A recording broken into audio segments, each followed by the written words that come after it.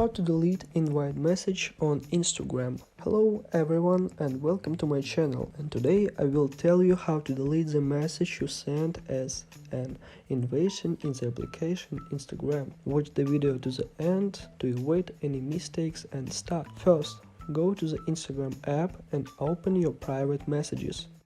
Next, open the chat where you send this message. If you try to remove it on the most common way, and it is to keep your finger on the message, you will not see the delete option. So all you have to do this is click and open the profile of the person. The only way to remove a message is to block it. So we click on the option of 3 points in the upper right corner and then click on the option block.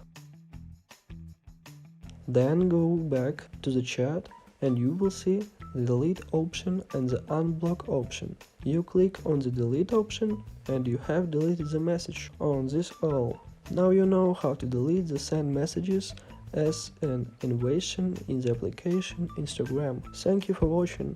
I hope it was useful for you.